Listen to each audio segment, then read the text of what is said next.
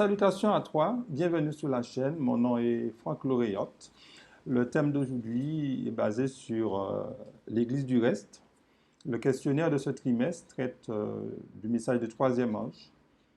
Je pense que ce sujet aidera beaucoup et va aussi nous conforter dans le message des trois anges, car le message des trois anges est proclamé par un corps, par une Église, et il est bon de se pencher.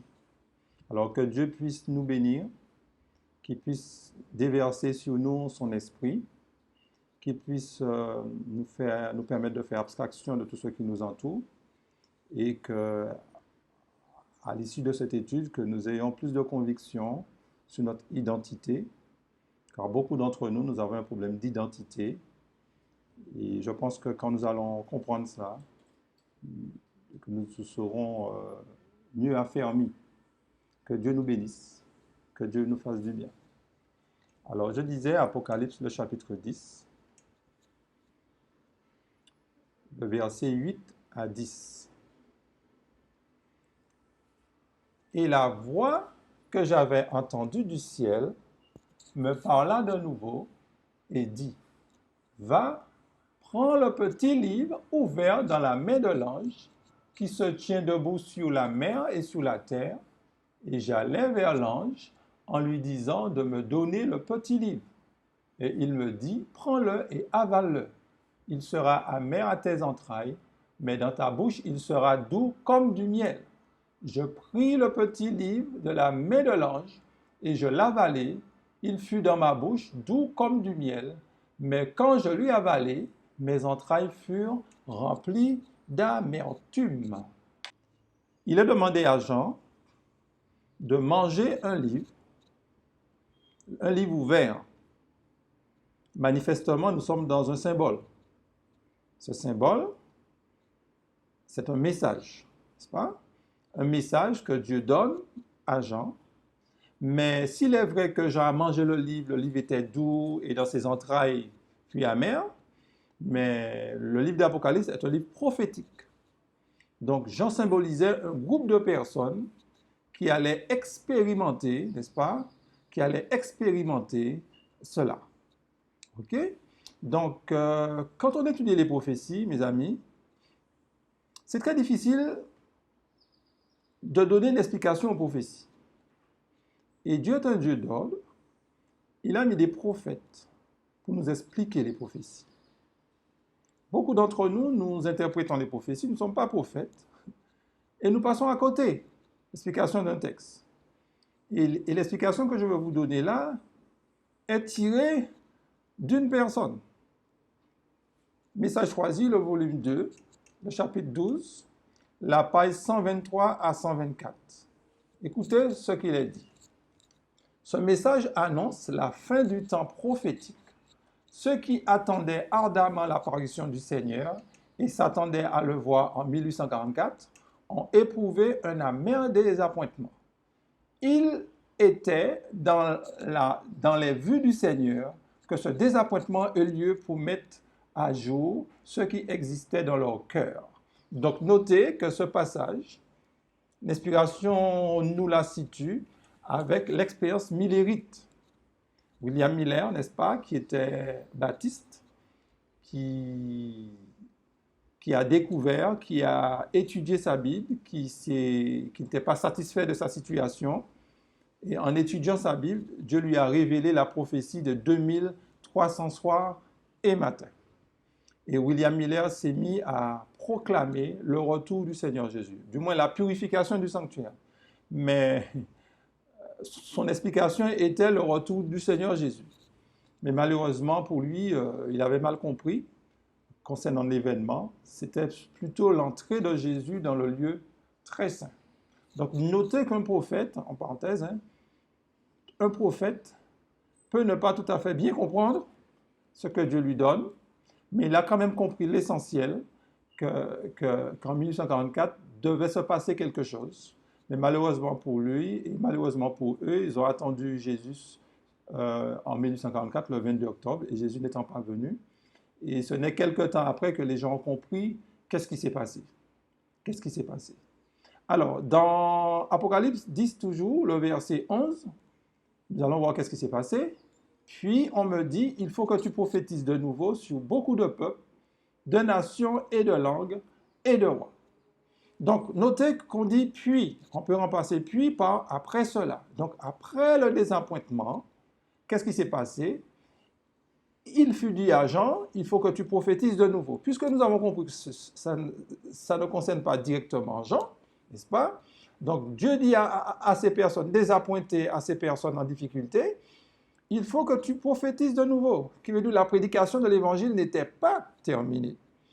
Parce que ce qu'il nous faut savoir, c'est que Dieu s'est servi de William Miller pour pouvoir unifier toutes les églises chrétiennes, toutes les protestants, toutes les églises protestantes. Dieu a voulu unifier toutes les églises protestantes autour du message des trois anges, en particulier du premier ange.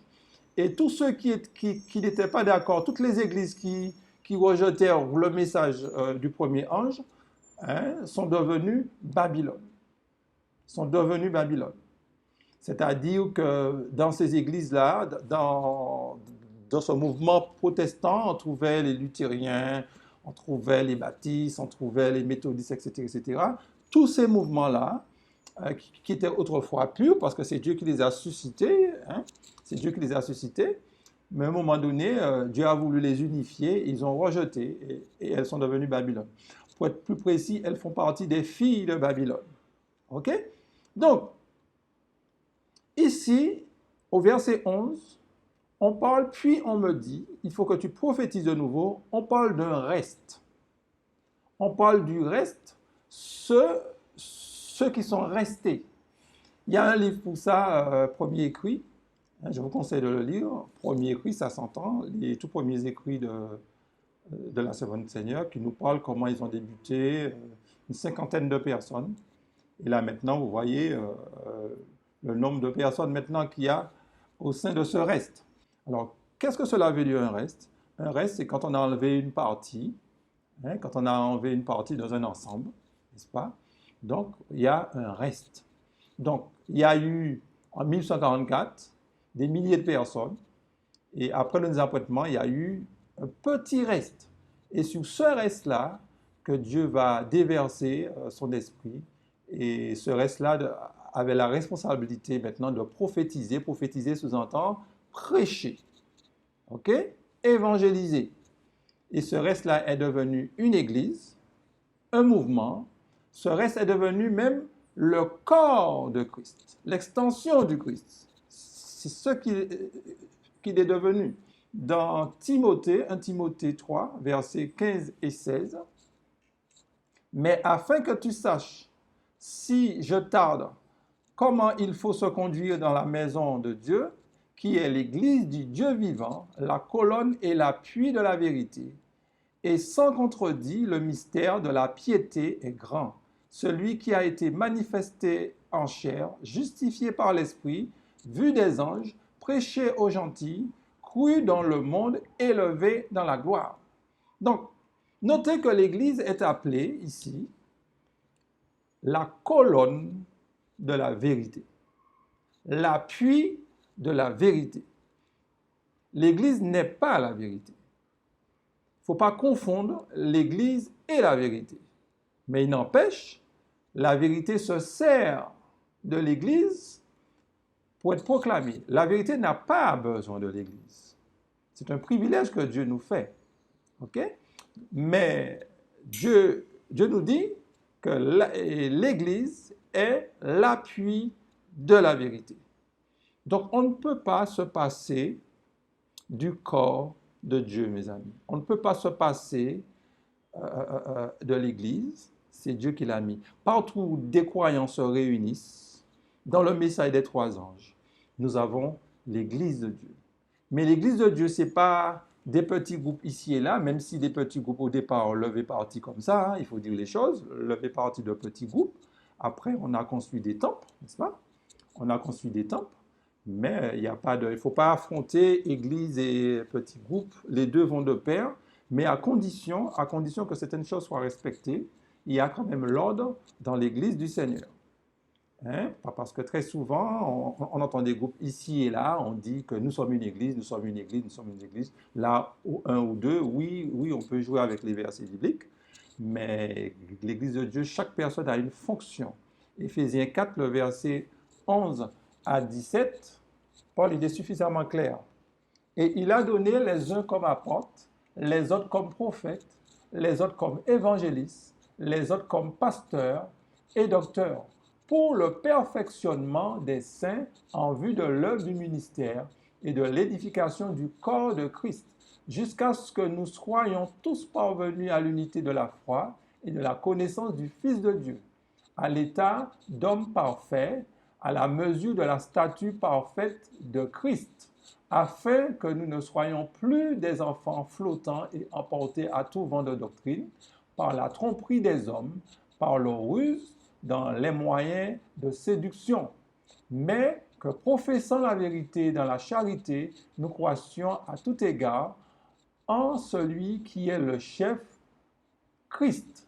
C'est de lui et grâce à tous les liens de son assistance que tout le corps, bien coordonné et formant un solide assemblage, tire son accroissement selon la force qui convient à chacun de ses parties et s'édifie lui-même dans la charité.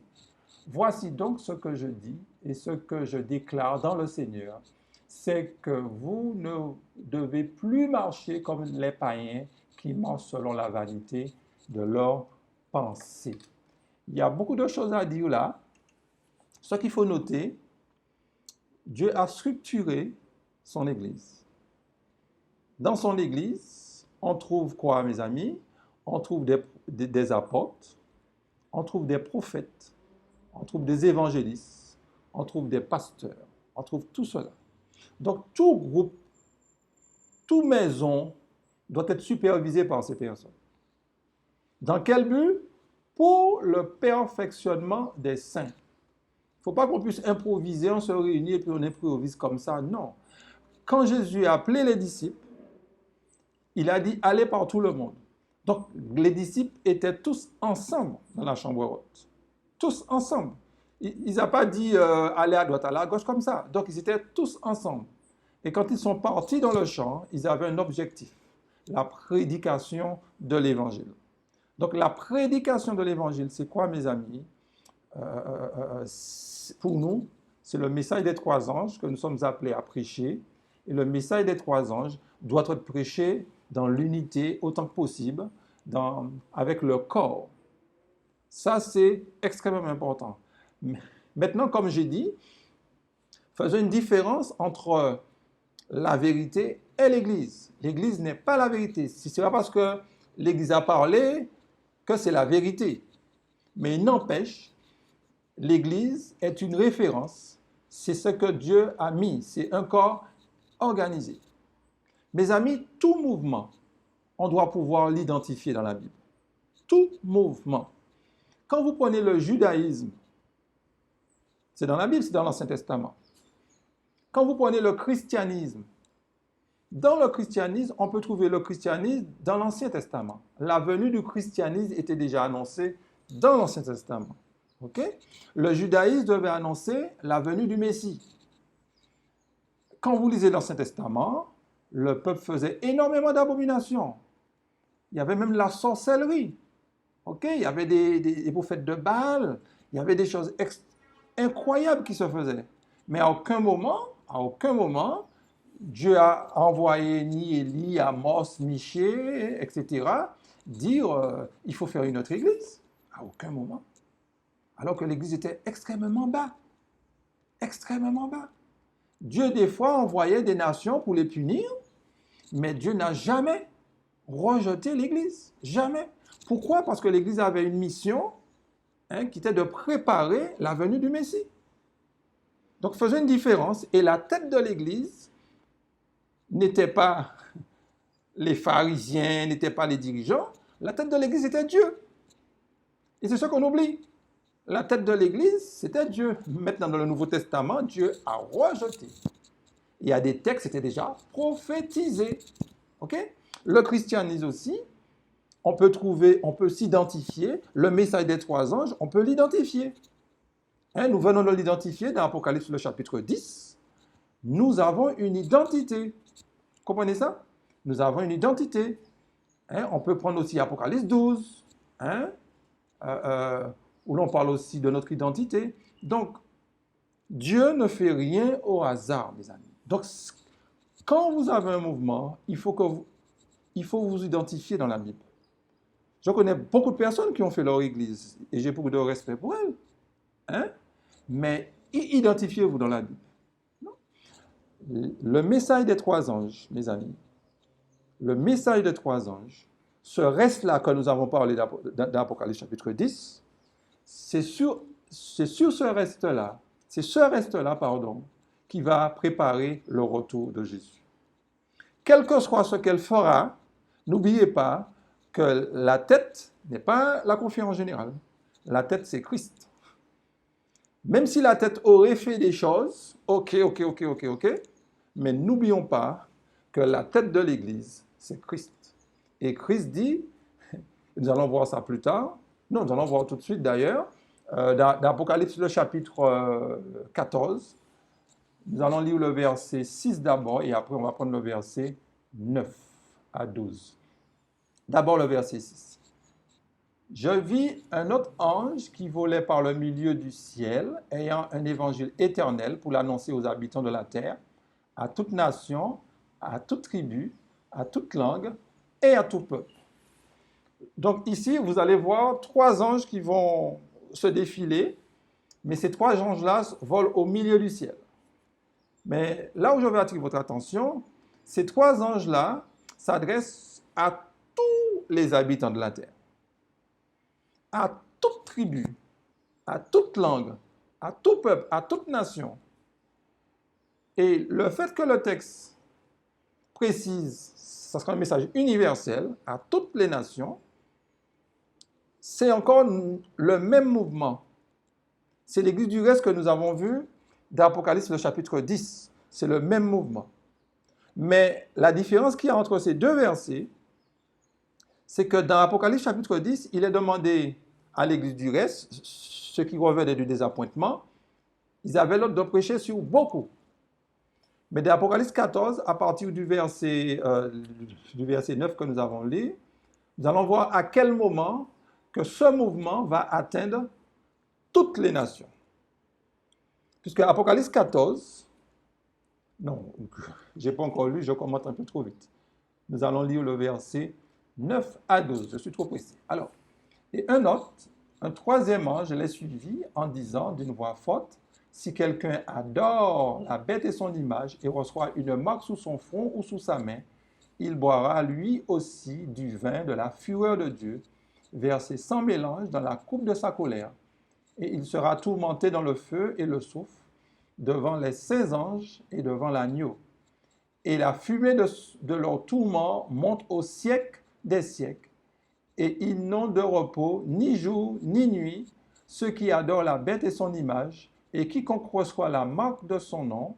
C'est ici la persévérance des saints qui gardent les commandements de Dieu et la foi de Jésus. Alors, le message des trois anges, remarquez, le troisième ange met l'accent surtout sur l'image de la bête. Il faudra mettre les habitants en garde contre l'image de la bête. L'image de la bête, c'est quand l'Amérique va instaurer cette loi scélérate, va imposer un système économique, politique et religieux. Nous ne sommes pas encore à cette période-là, mes amis. J'entends beaucoup de choses. À l'époque du Covid, on a dit beaucoup de choses, mais nous ne sommes pas encore au moment de l'image de la bête. OK? Donc, à ce moment-là, l'Église sera appelée. L'Église, à ce moment-là, je dis, pourra terminer l'œuvre avec plus de force. Ce n'est qu'à ce moment-là que nous allons atteindre toutes les nations. Notre Église, mes amis, doit traverser deux périodes. Depuis 1844, après le désappointement, nous sommes en 2023, l'Église peut faire ce qu'elle veut, elle ne pourra pas atteindre toutes les stations du monde. En revanche, quand le nouvel ordre mondial va arriver, quand Dieu va déverser sur son Église la puissance du Saint-Esprit pour faire face à cette persécution, à prêcher le message avec force, le message des 3 anges qui va atteindre toutes les nations que nous venons de lire là, là, elle pourra atteindre toutes les nations.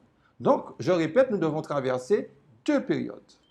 Donc, nos pasteurs, leur job, tout en prêchant la bonne nouvelle, doit préparer l'Église pour la seconde période. Doit préparer l'Église pour la période de la persécution. Non pas pour faire peur, mais pour pouvoir répondre à cette actualité-là. C'est très important parce que pendant l'image de la bête sera en vigueur, il faudra dire aux gens, on parlera de la justice par la foi, mais on parlera aussi du message du royaume, on parlera du sabbat, etc., etc. Donc ce n'est qu'à ce moment-là que la terre sera éclairée. Donc le but des dirigeants doit être préparer l'Église pour la seconde phase. Quand Dieu a suscité le judaïsme, c'était pour préparer les Juifs à la seconde phase, à la venue du Messie. OK? Donc, nous, pareil. Quel que soit l'effort que nous allons faire, il nous faut faire des efforts, il faut parler, il n'y a aucun problème.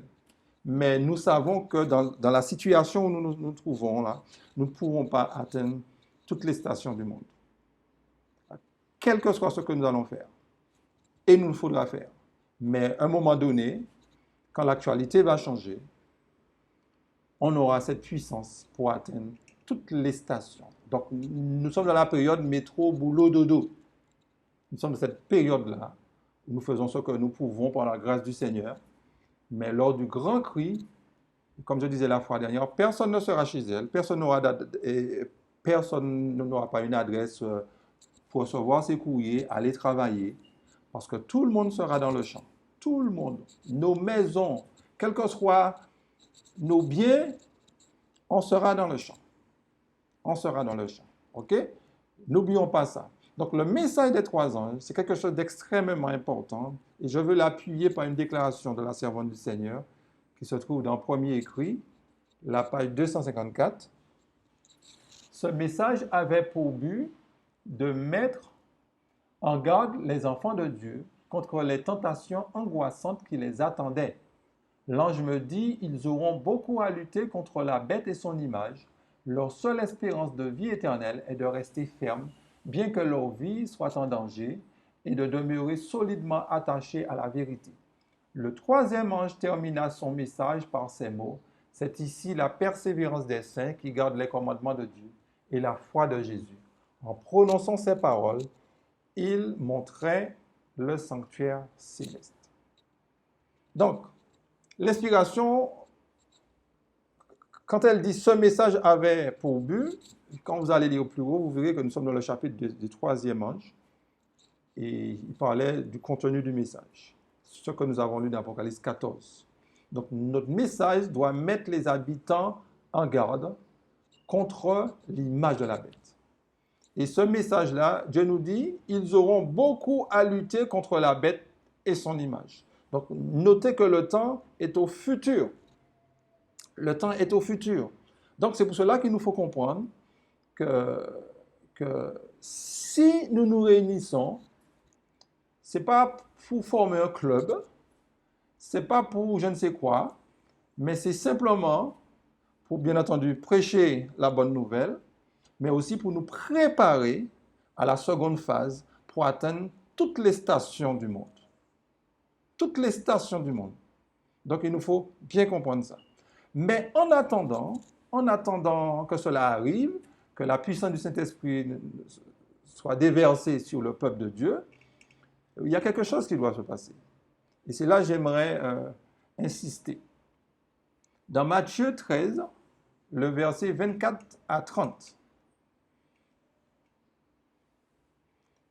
il leur proposa une autre parabole et il dit, le royaume des cieux est semblable à un homme qui a semé une bonne semence dans son champ. Mais pendant que les gens dormaient, son ennemi vint, se malivrait parmi le blé et s'en alla. On va s'arrêter là. On va s'arrêter là parce que c'est une parabole que vous connaissez déjà. Vous allez lire le reste à la maison. Là, nous avons la situation de l'Église. Il y a un semeur qui a semé, mais il y a un deuxième semeur qui passe dans le champ. La bonne semence, alors il y a une étude là-dessus, vous allez voir sur la chaîne. La bonne semence, c'est les chrétiens. La mauvaise semence, l'ivraie, c'est les faux chrétiens. La bonne semence, dans cette parabole-là, n'est pas la parole de Dieu. Mais dans cette parabole-là, la bonne semence est les chrétiens que Dieu a semés, que Christ en particulier. OK? Mais qu'est-ce qui se passe? Dans le christianisme, il y a deux semences. De même qu'il y a deux semeurs, il y a aussi deux semences. Donc, mes amis, Dieu nous avait déjà averti que dans l'Église, il y aurait eu deux grains. Alors, pourquoi, quand nous voyons les difficultés, nous fuyons? Nous nous retirons et nous allons je ne sais où? Non, Dieu l'avait dit. Dans l'Église, il y a des personnes qui commettent le mal, certes, mais il y a aussi des agents. Puisque quand on parle l'ennemi a semé l'ivraie, cela veut dire que ce sont des agents. OK? Mais nous ne sommes pas là pour juger, mes frères et sœurs. Ne jugeons pas avant le temps. Bon, il y a des personnes qui peuvent avoir un mauvais comportement. Ne jugeons pas ces personnes. Demain, ces personnes peuvent se repentir. On peut juger l'action. On peut juger le comportement. Mais on ne peut pas traiter les gens d'agents sataniques, etc. Comme j'entends très souvent, certaines personnes disent sur la chair, des agents sataniques. Non, mes amis, vous êtes qui? Vous êtes qui? Donc, dans Apocalypse, le chapitre 3, à partir du verset 14, c'est un chapitre que nous connaissons, qui décrit exactement la situation de la dernière Église. Je dis bien de la dernière Église, puisque dans l'Apocalypse, les tout premiers chapitres, on parle de 7 églises. La première, l'église d'Éphèse, qui symbolise l'église chrétienne, et la dernière, c'est celle qui devra préparer le retour de Jésus. C'est celle qui devra préparer le retour de Jésus. C'est cette église que nous avons identifiée dans Apocalypse, le chapitre 10, le verset 11. C'est ce reste-là. Alors, je ne sais pas si j'aurai le temps de revenir là-dessus.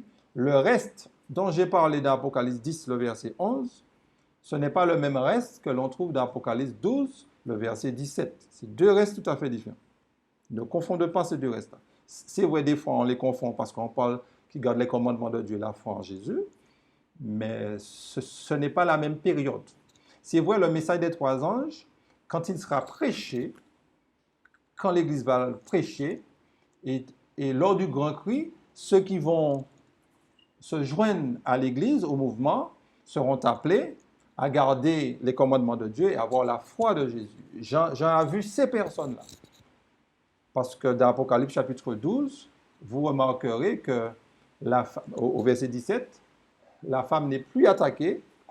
Contrairement, la femme, Satan va subir 3 défaites dans Apocalypse 12. Hein? Et puis la dernière défaite qu'il va subir, parce qu'il voudra engloutir la femme par un fleuve, Dieu va délivrer la femme. Là, on voit la purification. Et puis après, il sera fâché contre la femme, mais il ne pourra plus attaquer la femme. Et le texte dit, il s'en alla. Mais ce n'est pas le sujet du jour.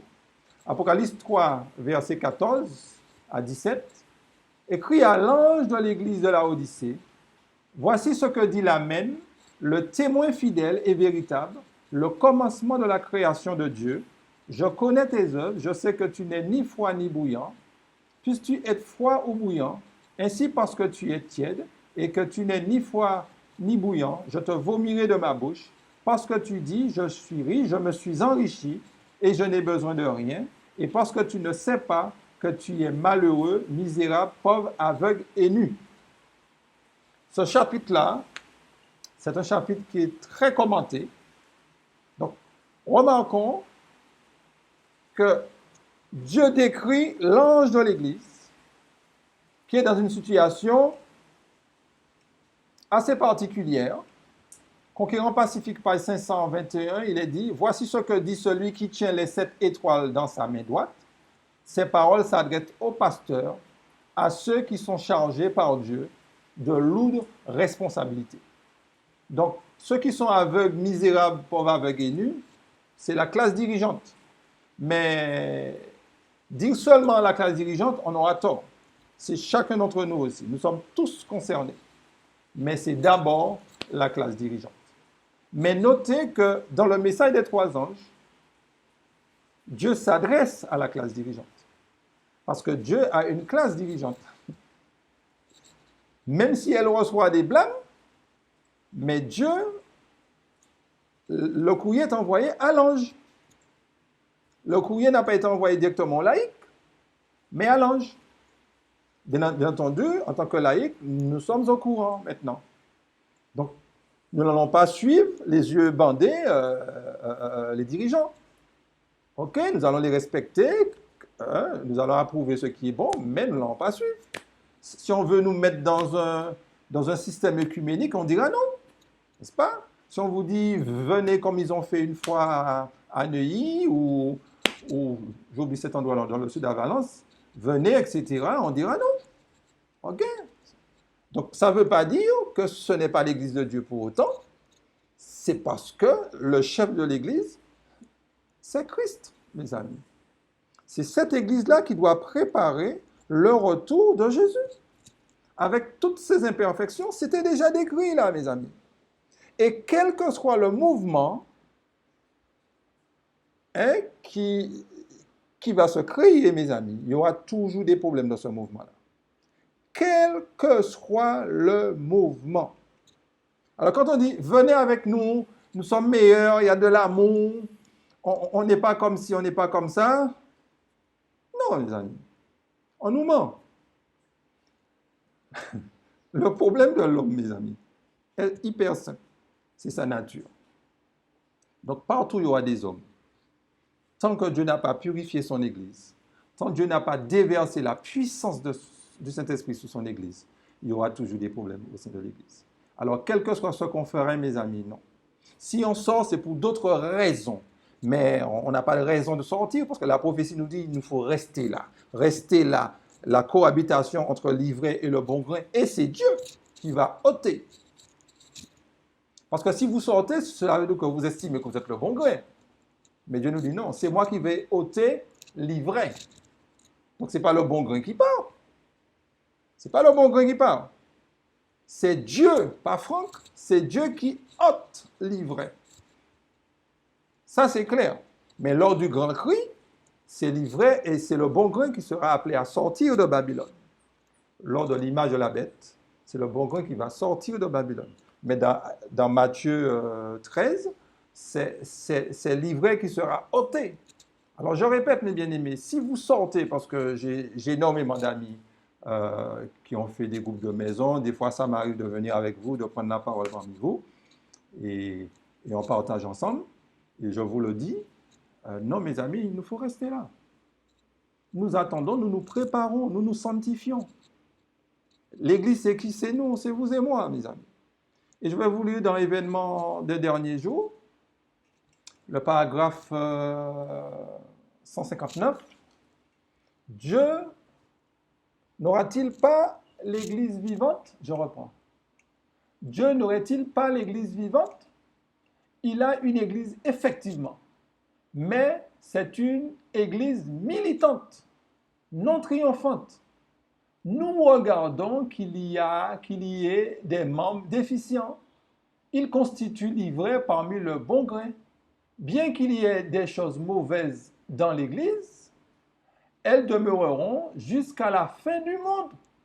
L'Église, dans ces derniers jours, doit être la lumière du monde qui est polluée et corrompue par le péché. C'est sur l'Église tout affaiblie et défaillante qu'elle est sur l'Église qui a besoin d'être amonesté, averti et conseillé. C'est sur l'Église que le Christ pose son suprême regard. Alors moi, quand je lis ça, respect, mes amis. Quand je lis ça, c'est du respect. L'Église qui est affaiblie, l'Église qui est souillée, tout ce que vous voulez, mais Dieu a son regard sur l'Église. L'Église qui est organisée. Cet extrait est sorti dans Testimonies to Ministers and Gospel Workers, la page 45, 49. Vous allez lire ce livre, vous allez lire tout le chapitre. Donc, tout cela nous dit quoi, mes amis? Notre Église, c'est l'Église du Seigneur. Je sais, vous êtes prêts à me poser plein de questions, je vous entends. Vous êtes prêts à me poser plein de questions. Mais mes amis, je vais être provocateur, mais je veux nous interpeller. Les problèmes sont partout. Partout. Quand vous étudiez l'histoire des églises, toutes les églises sont divisées. L'église luthérienne a au moins 4 branches. L'église baptiste a au moins 4 branches. Dans les églises évangélistes, il y a énormément de nuances. Dans le mouvement des 3 ans, il y a une forme de fourre-tout, mais il n'empêche que Dieu a son église. Mais Dieu a un plan pour cette église-là. Et dans cette église, il y a un scellement. Et ce mouvement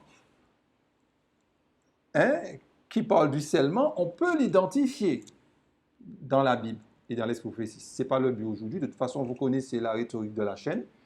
Donc, on traite de ces sujets-là régulièrement. Choisissez quel que soit le sujet, vous allez entendre. Donc, au sein de l'Église, Dieu frappe. Voici, je frappe à la porte si quelqu'un entend ma voix. Comment va-t-il frapper à la Odyssée? À travers un message. Pour pouvoir apporter un message de réveil et de réforme. Donc, c'est vrai, il y a l'œcuménisme.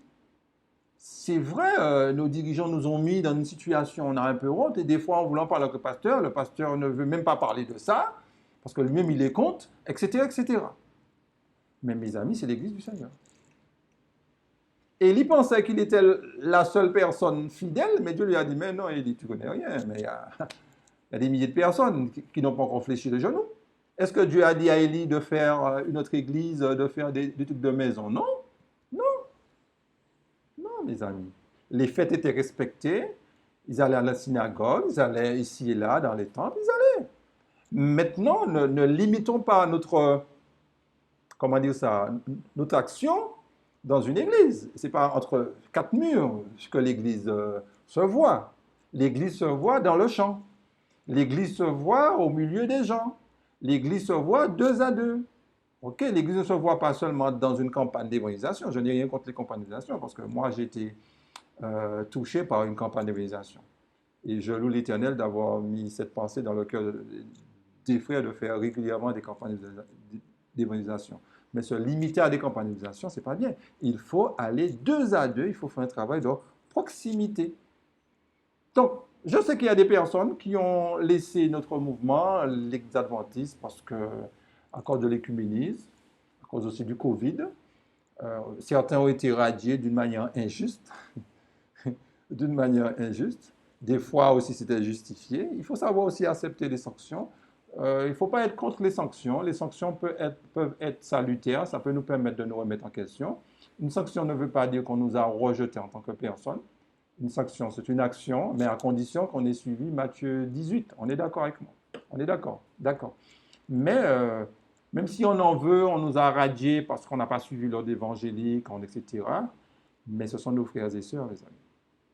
Ce sont nos frères et sœurs, il nous faut composer avec eux, que nous ne le voulons pas. Et des fois, on ne va pas à l'église parce qu'on a fait courir sur nous des rumeurs, on a dit des bêtises sur nous. Ça, c'est le sport national. Dire des choses, on aime colporter. Et il y a des personnes que cela atteint tellement qui se découragent. Mais je dis à ces personnes, non, ce n'est pas une excuse. D'accord, on m'a radié, d'accord, mais ce n'est pas une excuse. Ce n'est pas une excuse. Dieu nous a donné un ordre. Dieu nous demande de conjuguer nos efforts. C'est ça, mes amis. Et Dieu nous demande aussi de préparer, n'est-ce pas, de nous préparer pour quand le moment sera venu pour éclairer la terre de sa gloire. Et il y a des personnes qui sont aussi découragées, hein, qui avaient un poste, qui faisaient très bien leur travail, faisaient leur sacrifice. Et puis il y a des personnes qui peuvent être là, jalouses, et qui peuvent mettre des bâtons dans leur roue. Ça arrive. Et des fois, on est découragé, on dit, ben, si c'est ça, ben, je reste chez moi. Je reste chez moi. Puis ils ne veulent plus entendre parler de l'Église. Et Dieu nous demandera compte concernant ça. Mais quel que soit ce qu'on nous ferait, mes amis, ce n'est pas une excuse. Ce n'est pas une excuse. Il nous faut aller au temple. Il nous faut proposer nos services. Quand on nous propose un poste, il faut l'accepter. Ce n'est pas pour le pasteur que vous le faites, c'est pour l'Éternel. Parce que très souvent, on pense qu'on le fait pour l'ancien. Non, on le fait pour Dieu, mes amis. Je crois qu'un chrétien ne doit pas être pressé pour prendre un poste. Un chrétien ne doit pas dire que je mérite tel poste. On est d'accord. Mais quand Dieu nous appelle, si Dieu nous dit de monter un peu plus haut, il faut y aller. OK? Donc ne nous décourageons pas. Parce que dans le peuple, nous allons trouver de la jalousie. Il y a des personnes, vous n'avez rien fait à ces personnes, ne vous aiment pas. Vous aurez bon à faire ce que vous voulez, vous allez décrocher la lune pour ces personnes ne vous aiment pas. Mais qu'est-ce que vous allez faire? Vous allez rester chez vous? Mais non. Il faut, mes bien-aimés, retourner à l'église. Il faut avoir des yeux pour ne pas voir. Il faut avoir des oreilles pour ne pas entendre. Du moins, vos yeux sont faits pour regarder à Jésus. Vos oreilles, c'est pour entendre la parole de Jésus. Les paroles de Jésus. Rien d'autre. C'est parce que si vous écoutez X et Z, vous êtes pour en courir. Restez là, mes amis. Restez là. Parce que c'est là que Dieu va ôter livrer, mes amis. Et c'est avec ce reste-là, nous allons parler encore de l'église du reste, parce qu'on verra de ce reste sortira encore un autre reste, mes amis. Donc, si vous voulez bien, nous allons revenir dans Apocalypse 3, le verset 19. Parce que nous avons vu que l'église, elle est tiède, elle dit qu'elle est riche, mais Dieu sait qu'on ne va pas sortir comme ça. On va rester dans cette eau tiède qui est agréable. Cette eau tiède qui est agréable, on n'a pas envie de sortir. Hein? Mais Dieu va faire quelque chose. Le verset 19. Moi, je reprends et je châtie tous ceux que j'aime. Aie donc du zèle et reprends-toi. Qui veut dire que Dieu va envoyer un châtiment sur ceux qu'il aime. Un châtiment, je dis bien, sur ceux qu'il aime. Et à travers ce châtiment-là, ceux qui l'aiment devront saisir cette perche, ce seau. Ces personnes vont se repentir. Ces personnes vont se repentir. Mes amis, si Dieu ne châtie pas la Odyssée ne va pas se repentir. Personne ne sera sauvé. Ce châtiment-là, peut-être un jour, il faudrait que l'on se penche là-dessus. Ce châtiment-là se trouve dans... Il y a plusieurs textes, mais on vous donne un seul. Jérémie 30. Jérémie 30, au moment où Dieu va châtier Jacob. Mais ce châtiment sera pour le bien de Jacob. C'est ce qu'on appelle la détresse de Jacob. Sera pour le bien de Jacob. Jacob, il aime Dieu, mais il est titubant. Mais Dieu va le permettre de passer par le creuset, va le permettre de passer, va faire une expérience. Et à travers cette expérience-là n'est pas l'image de la bête, mais on verra ça une autre fois, va permettre de traverser une expérience. Et à travers cette expérience-là, Jacob, son nom a changé d'usurpateur à vainqueur, etc. OK? Donc, l'Église, du reste, se trouve dans une situation difficile. Mais nous avons vu, il nous faut faire quoi? Il nous faut rester. Quel que soit le problème que nous rencontrons au sein de l'Église, il nous faut rester, et j'ai suffisamment insisté là-dessus. Je sais qu'il y a des personnes qui sont contre ci, contre ça, je peux encore reprendre, mais restons au sein de notre dénomination. Nous avons fait un vœu à Dieu, nous avons fait un mariage, nous avons fait un contrat. Nous n'avons pas fait un contrat avec l'homme. Quand on nous a plongé, on nous a dit, je te baptise au nom de l'Église adventiste, on nous a dit non. On nous a dit au nom du pasteur, non. Au nom du Père, qui est le directeur, au nom du Fils, le Sauveur, au nom du Saint-Esprit qui est notre Rédempteur. Au nom de ces trois-là, mes amis. Et le Saint-Esprit, c'est lui qui s'occupe de nous. Et s'il occupe notre esprit, nous allons tous fonctionner ensemble. Je refuse de croire quelqu'un qui a l'esprit et puis qui se sépare. Non, non, non, non, non, mes amis. Au fruit que vous allez reconnaître. Okay? Mais la seule chose, il faut dire ce que Dieu a dit. C'est au sein de l'Église que Dieu va intervenir. Un texte que vous aimez tous, Ézéchiel 9, le verset 4, n'est-ce pas? L'Éternel lui dit, passe au milieu de la ville, au milieu de Jérusalem, et fais une marque sous le front des hommes qui soupirent et qui gémissent à cause de toutes les abominations qui s'y commettent. Nous n'allons pas lire tout le chapitre. Nous avons juste lu le verset 4. Le verset 4 nous décrit une abomination. Mais qu'est-ce qu'on voit là? Quand vous allez lire tout le chapitre 9, on parle de la purification de l'Église.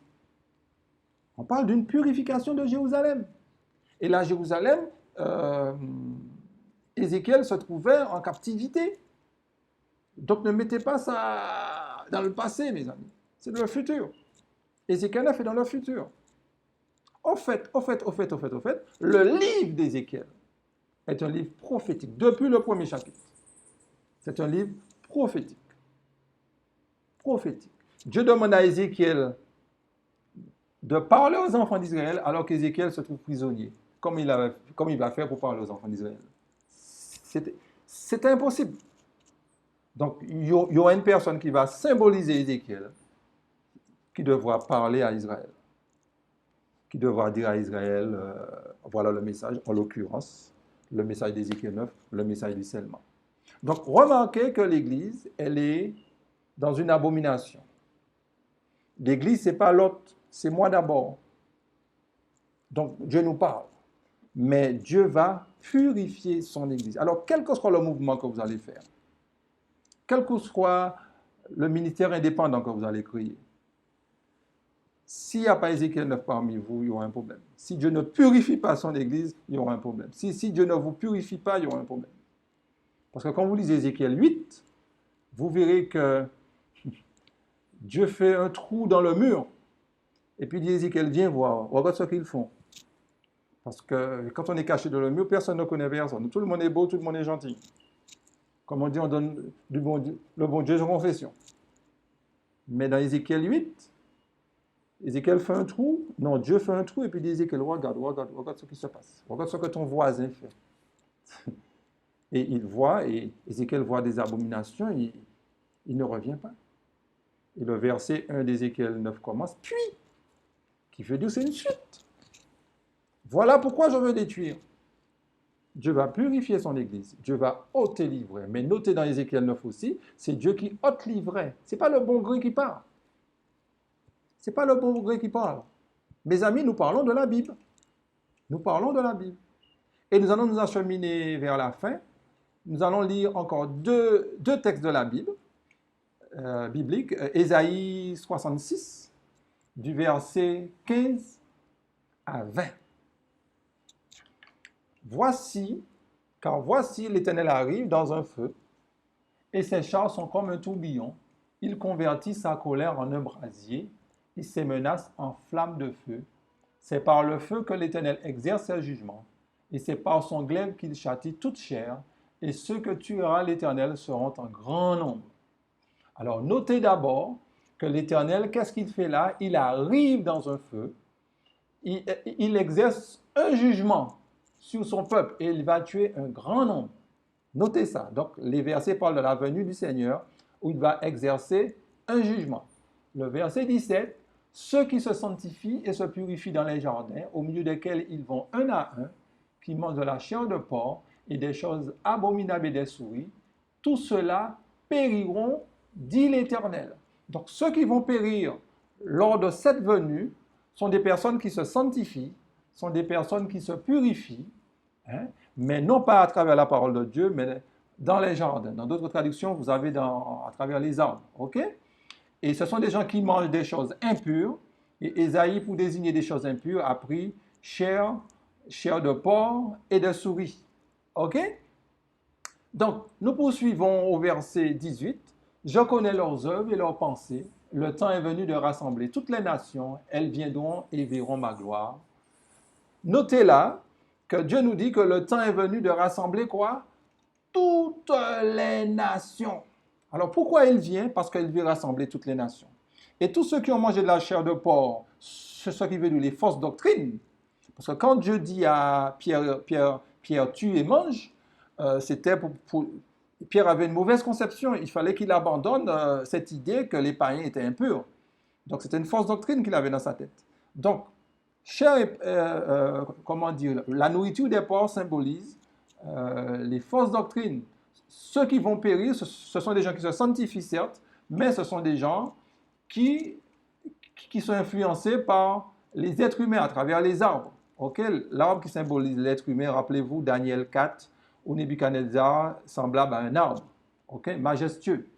Et le verset 19, que je trouve formidable, « Je mettrai un signe parmi elles, et j'enverrai leur échappée vers les nations, à Tarsis, à Pul et à Lude, qui tirent de l'arc, à Tubal et à Javan, aux îles lointaines qui jamais n'ont entendu parler de moi, et qui n'ont pas vu ma gloire, et ils publieront ma gloire parmi les nations.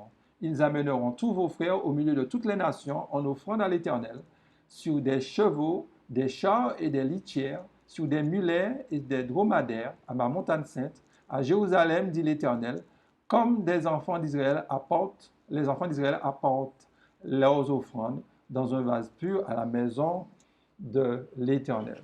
Donc, remarquez, le verset 18 nous parle d'un rassemblement. L'Éternel arrive pour rassembler son peuple. Mais en arrivant, qu'est-ce qu'il fit? Il détruit un grand nombre. Il détruit un grand nombre. Qui sont ces personnes? Ce sont des personnes qui ont des œuvres mauvaises, des pensées mauvaises. Donc, s'ils ont des œuvres mauvaises, des pensées mauvaises, c'est parce qu'ils mangeaient des choses impures. Pas des paroles pour leur sanctifier. Et Dieu nous dit au verset 19, « Je mettrai un signe parmi elles. » Notez, le « elle » là est au pluriel. Donc, parmi les nations vont voir un signe. Quel signe que les nations auront? J'enverrai leur réchapper vers les nations. Là, nous avons encore un reste. Ce reste-là n'est pas le même reste que l'on trouve dans Apocalypse 10. Ce n'est pas ce même reste. Dans Apocalypse 10, il y a un reste, puis on me dit, il faut que tu prophétises de nouveau. Il y a un reste là. Ce reste-là prêche sur beaucoup. Mais le reste dont parle Ésaïe 66, le verset 19, ce reste-là vient après une destruction.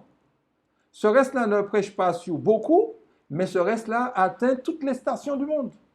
Toutes les nations vont entendre vont voir la gloire de Dieu. La gloire de Dieu, c'est quoi? La gloire de Dieu, c'est son caractère. C'est l'émanation de la personne de Christ. C'est son message. On verra le caractère, son caractère d'amour.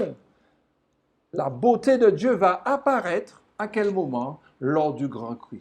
Non seulement dans la vie des réchappés, mais dans ce qui va sortir de leur bouche. Il n'y aura pas de mensonge. Ils vont prêcher l'évangile avec force et puissance. Et là, on parle de reste. Donc, il y a l'église du reste du début, mais de ce reste, puisque ce reste-là est devenu des millions, comme on dit, mais de ce reste sortira un autre reste, et ce reste-là sera appelé à évangéliser. À quel moment le verset 19 va s'accomplir? C'est quand le troisième ange, quand l'image de la bête sera prêchée, sera là en vigueur, l'image de la bête, et nous serons appelés à prêcher avec force et puissance, mes amis. Donc, si vous êtes dans un mouvement, dans un mouvement indépendant, si vous avez créé une église à côté, ok. Mais j'espère que vous croyez, n'est-ce pas, en ces prophéties, ou de ce reste que vous êtes, si vous vous appelez reste, sortira encore un reste. Et pour qu'il y ait un reste, il vous faut prendre Ésaïe 66. Dieu va soustraire, Dieu aura une purification, et de ce reste, ce reste-là, c'est encore le message des trois anges. C'est encore le message des trois anges, mes amis. C'est cette église-là que Dieu a suscitée au début. C'est elle qui est là. Mais dans une seconde phase, avec force, avec puissance. Et pour terminer, Ésaïe 4, les 4 premiers versets. Et 7 femmes saisiront en ce jour un seul homme et diront, nous mangerons notre pain et nous nous vêtirons de nos habits. Fais-nous seulement porter ton nom. Enlève notre opprobre. En ce temps-là, le gerbe de l'Éternel aura de la magnificence et de la gloire, et le fruit du pays aura de l'éclat et de la beauté pour les réchappés d'Israël. Et le reste de Sion, le reste de Jérusalem seront appelés saints. Quiconque à Jérusalem sera inscrit parmi les vivants, après que le Seigneur aura lavé les ordures des filles de Sion et purifié Jérusalem du sang qui est au milieu d'elle par le souffle de la justice et par le souffle de la destruction. Il nous faudrait 1 heure. Il nous faudrait 1 heure. Un peu de mots. 7 femmes qui tiennent la main d'un seul homme, on a déjà vu ça. Donc, on n'a pas encore fait l'étude, mais j'ai déjà juste parlé comme ça. Représente, manifestement, ce sont des femmes symboliques.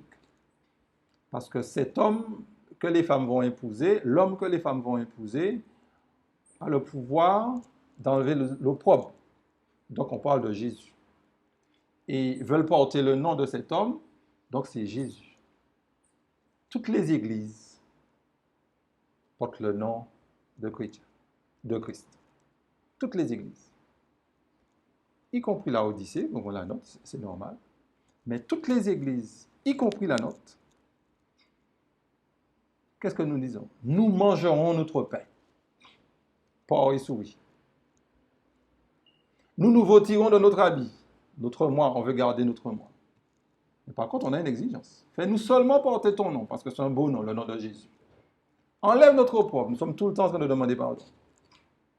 Mais nous ne voulons pas le pain. Nous ne voulons pas de sa justice. Voilà le drame du christianisme. Dieu l'avait déjà prédit, mes amis. Alors pourquoi vous partez de l'église, mes bien-aimés? Restez. Dieu l'avait déjà prédit. Mais quel est le verset 2?